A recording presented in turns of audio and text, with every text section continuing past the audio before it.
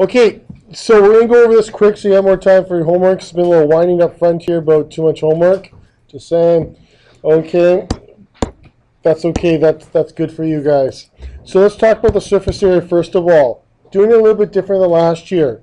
What we're going to do is we're going to worry about our overlap, but we're just going to figure out for the surface area of what is exposed. That's what's important, right? What is exposed?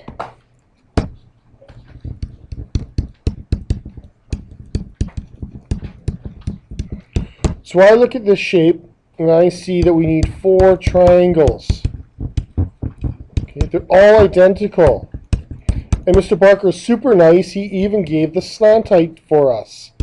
Thanks, Mr. Barker. You're welcome. Plus, what about the bottom shape? We have the right side, the left side, then we have the back. Oops, the back should be in blue. Then we have the back, and then we have the front, and the bottom. So what do we have? Good. Notice the measurements. We have 5 squares. So what I would do is you could do this all together if you're really good. Well, I would just go area equals base times height divided by 2. And then once you get your answer, times it by 4.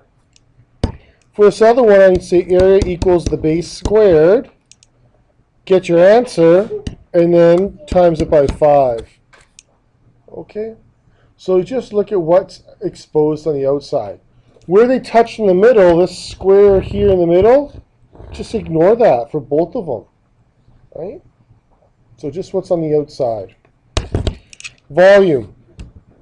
Okay, so we're not going to calculate it for volume. Volume is super easy. Okay, it equals the volume of a pyramid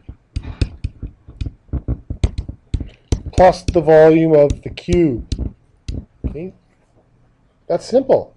So over here you can say the volume equals 1/3 base areas b squared times h. Okay, keep in mind that the base is a square. And then over here, the volume of the cube is base squared times the height. They're all the same letters though. So volume really equals base cubed. Okay. And that's a special one for a cube, right? Base cubed. Any questions about that shape? Okay, let's go to the next one. Okay.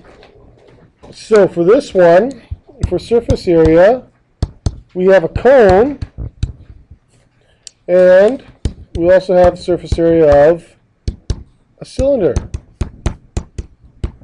So let's write the formulas. For a cone, it's going to be pi r squared plus pi rs. That's from your blue booklet. For a cylinder, it's going to be 2 pi r squared plus 2 pi r h.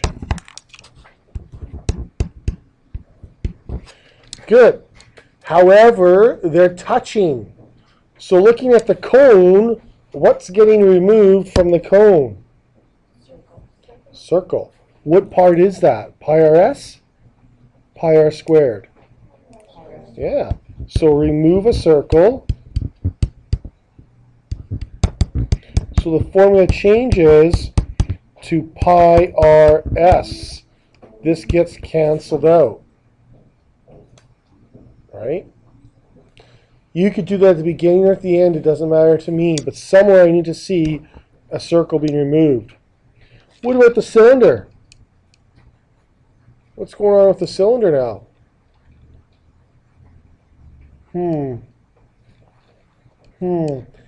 What part's covered up? Just the top, and the top is a good. So again, we have to remove a circle from the cylinder. Right? They're both getting one piece removed. Now my question to you, the money question, what happens then? Yeah, there's more than pi r h Okay, all we're taking away here is a pi r squared. So instead of 2, we have a 1, which we don't have to write. Okay, so if you want, yeah, I guess technically it's a 1 pi r h, but just because I wrote pi r squared, sorry, there's 1 pi r squared, but because I wrote it, I wouldn't put the 1 there. Because I know there's 1 there. I see 1. Okay. Actually, is it because you're dividing by 2 that equals pi r squared? I'm subtracting a pi r squared. Right? So technically what I'm doing is I'm going minus pi r squared. Okay? I have that in green there. So that's technically what I'm doing. Okay, volume. Volume is easy. It's a cone plus a cylinder. Okay. So you can find them separately. Volume of a cone is 1/3 base area times the height. And the base is pi r squared. For the cylinder, volume is pi r squared times h. Okay, because the base area is a circle. So that one's easy. Find the two volumes, add them up. Guys, okay? Next one. So this one's getting a little trickier. Surface area. That's going to be the cone plus a hemisphere.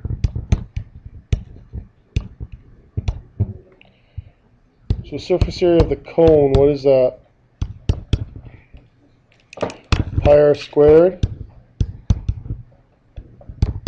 plus pi rs. What do I have to do, folks? Yeah, remove the circle.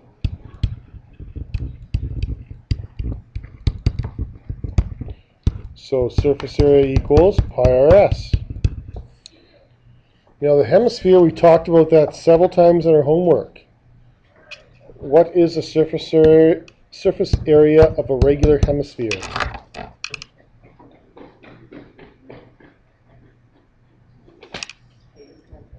Yeah, it's sphere divided by 2 plus the circle.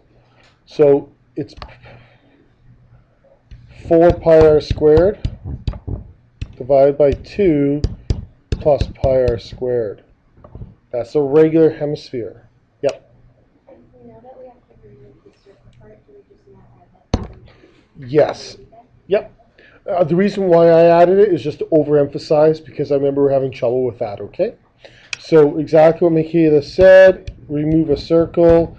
And yeah, you could have done that right at the beginning. Okay? And so you get surface area equals 4 pi r squared divided by 2. You know, there's the other one. It's pi d squared, right? So you could have done that too.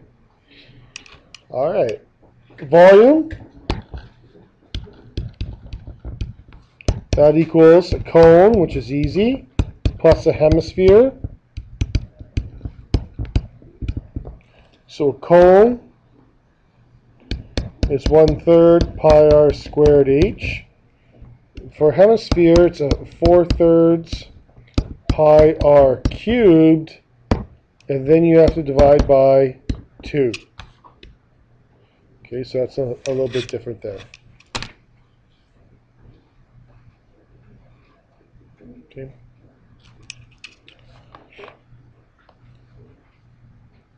Last one, turn it over.